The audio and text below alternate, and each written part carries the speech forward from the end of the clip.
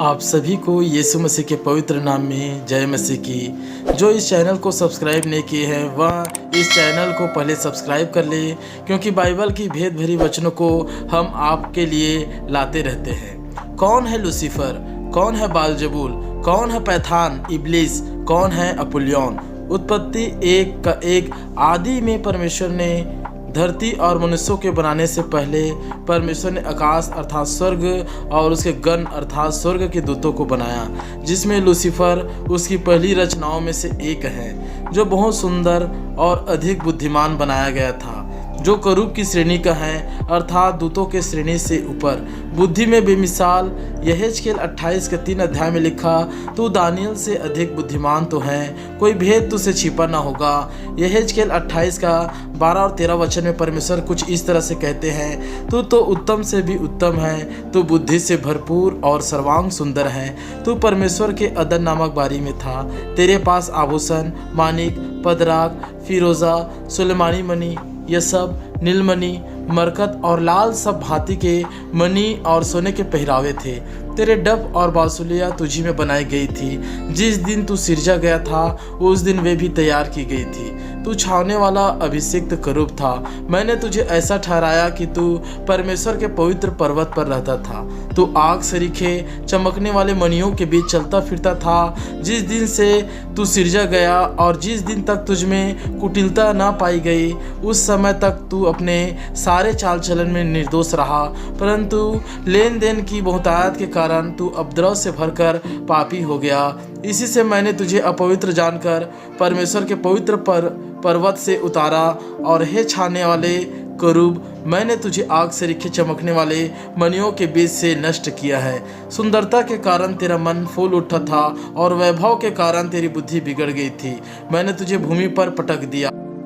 यशाया 14 उसके 12 अध्याय में परमेश्वर कहता, हे भोर के चमकने वाले तारे, तू कैसे आकाश से गिर पड़ा है। तू जो जाति जाति को हरा देता था, तू अब कैसे काट कर भूमि पर गिराया गया है। लूसीफर अर्थात मुख्य शैतान इतना बुद्धिमान था कि हर 3 में से एक स्वर्गदूत को भरमाने में कामयाब होता गया, और इस तरह से वह 1/3 अर्थात लगभग 33 कोटि दूतों को भरमा दिया। यह खुद गिरा और अपने साथ बाकी स्वर्गदूतों को भी ले डूबा। जब यह धरती पर गिराया गया तो परमेश्वर ने अरबों खरबों सालों से धरती को जल से डुबा दिया था। उत्पत्ति 1 का 2 अध्याय में लिखा, पृथ्वी बेडौल और सुनसान पड़ गई थी और धरती को पानी में डुबा दिया था। इसलिए कई धार्मिक जातियों का भगवान समुद्र से निकाला है, जो लूसीफर और उसके 33 करोड़ अर्थात 1/3 स्वर्गदूत थे, जो परमेश्वर यहोवा पिता का नकल करता है। क्या आप जानते हैं परमेश्वर पिता ने करोड़ों स्वर्गदूत बनाए, जिनमें 3 मुख्य स्वर्गदूत थे, लूसीफर आराधना के लिए, जिब्राइल संदेश के लिए और मिकाइल योद्धा के लिए। ये तीनों करोड़ दूतों के अगुवे थे, जो प्रभु यहोवा के दिशा निर्देश में कार्य करते थे। शैतान ने बदले और घमंड के भावना से वो भी अपने गिरे हुए दूतों में से 3 दूतों को चुना और उनके शक्ति में अपनी शक्ति डाल दी, और बाइबल में उसका नाम कुछ इस प्रकार से आया, बालजबूल, पैथान अर्थात इब्लिस, अपुल्योन। यह तीनों परमेश्वर के सिरजे हुए 3 दूतों के नकल थे, जिसे लूसीफर ने ओहदा दिया। आदम और हवा के पापी होने के कारण इन सब का धरती पर अधिकार आ गया था, और यह सब धरती पर अपना अपना स्थान पर विराजमान हुए, अर्थात बालजबूल धरती की सतह विराजमान हुआ। यह वही बालजबूल हैं जिसकी आराधना बाल देवता के नाम से लोग करते हैं, और यहाँ तक कि यह रूप बदल कर लोगों को दर्शन देते हैं और आज भी देते हैं और अपनी पूजा करवाते हैं। रानी इजाबेल इसी बाल की प्रिय भक्त थी। पहला राजा उसका 18 वचन में परमेश्वर कुछ इस तरह से कहते हैं एलिया और बाल के पुजारी के विषय में। तब अहाब ने सारे इस्राएलियों को बुला भेजा और नबियों को कर्मेल पर्वत पर इकट्ठा किया, और एलिया सब लोगों के पास आकर कहने लगा, तुम कब तक 2 विचारों में लटके रहोगे? यदि यहोवा परमेश्वर हो तो उसके पीछे हो लो, और यदि बाल हो तो उसके पीछे हो लो। तब एलिय्याह ने लोगों से कहा, यहोवा के नबियों में से केवल मैं ही रह गया हूँ, और बाल के नबी 450 मनुष्य हैं, इसलिए 2 बछड़े लाकर हमें दिए जाए। और वे एक अपने लिए चुनकर उसे टुकड़े टुकड़े काट कर लकड़ी पर रख दे और कुछ आग न लगाएं। और मैं दूसरे बछड़े को तैयार करके रखूंगा और कुछ आग न लगाऊंगा। तब तुम अपने देवता से प्रार्थना करना और मैं यहोवा से प्रार्थना करूंगा, और जो आग गिराकर उत्तर दे वही परमेश्वर ठहरे।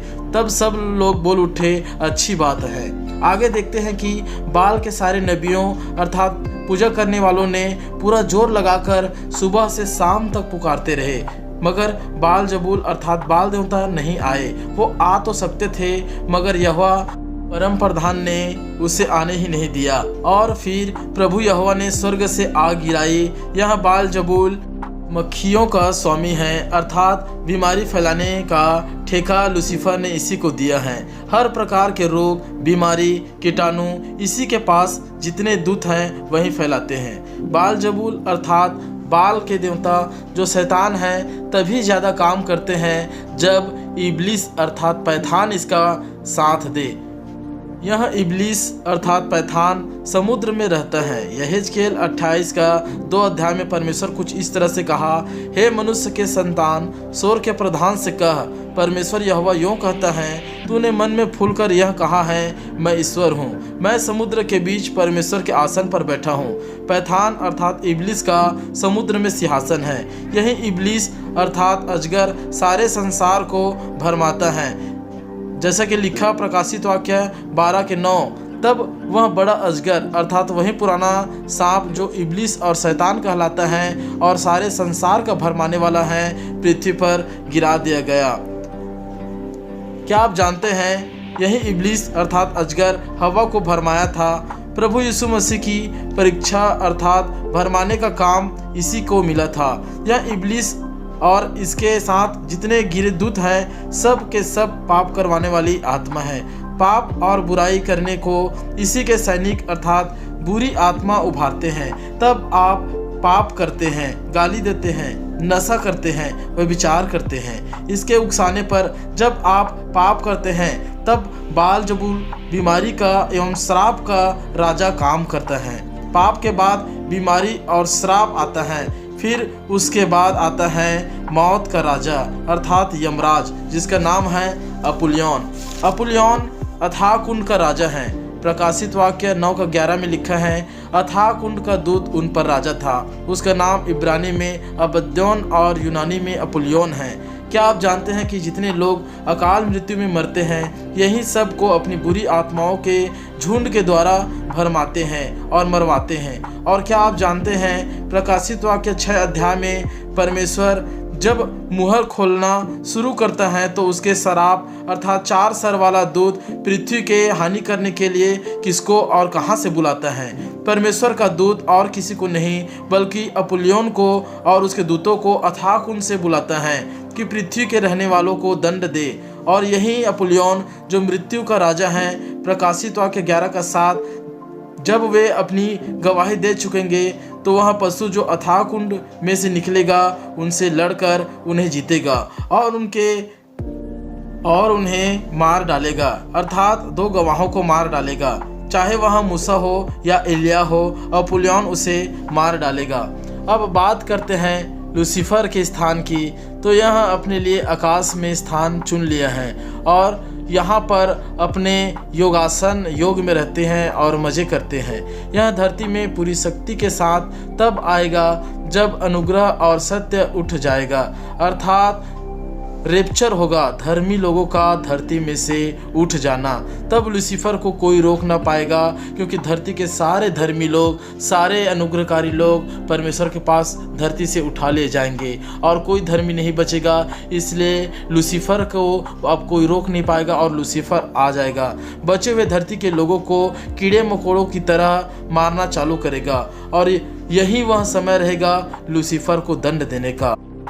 अतः हम देखते हैं कि इब्लिस अर्थात अजगर भरमाता है और पाप कराता है। बाल जबूल अर्थात बाल शरीर में बीमारी बन के कार्य करता है और अपुल्योन मौत बन के सबको मारता है। अब खुशी की बात यह है कि प्रभु यीशु मसीह क्रूस पर बलिदान होकर सबके अधिकार को छीन लिया। जैसा लिखा है, जय ने मृत्यु को निगल लिया। अब जो यीशु को मानता है उसे यीशु मसीह पाप से, बीमारी और श्राप से, शैतान से और मृत्यु से छुटकारा देता है। और अभी भी यह चारों कार्य करता है। जो आज्ञा जो यीशु मसीह को नहीं मानते हैं, जो उसके वचनों पर नहीं चलते हैं, जो परमेश्वर को ग्रहण नहीं करते हैं, उस पर यह आकाश के हाकिम अभी भी कार्य करते हैं। जैसा कि परमेश्वर कहता है इफिसियों 2:2 में, जिनमें तुम पहले इस संसार की रीति पर और आकाश के अधिकार के हाकिम अर्थात उस आत्मा के अनुसार चलते थे जो अब भी आज्ञा न मानने वालों में कार्य करता है। परमेश्वर आप सबको बुला रहा है बचाने के लिए। और कितना देर करोगे? अभी भी समय है, आ जाओ। आने वाले वीडियो में और रहस्यमय भेद भरे वचनों को हम आपके पास लाएंगे। तब के लिए प्रभु यीशु मसीह के नाम से जय मसीह की। निश्चय आप सब सलामत रहे। और हाँ, इस चैनल को निश्चय सब्सक्राइब करें ताकि मसीह का वचन आगे बढ़ सके। यीशु मसीह के नाम से फिर से एक बार जय मसीह की।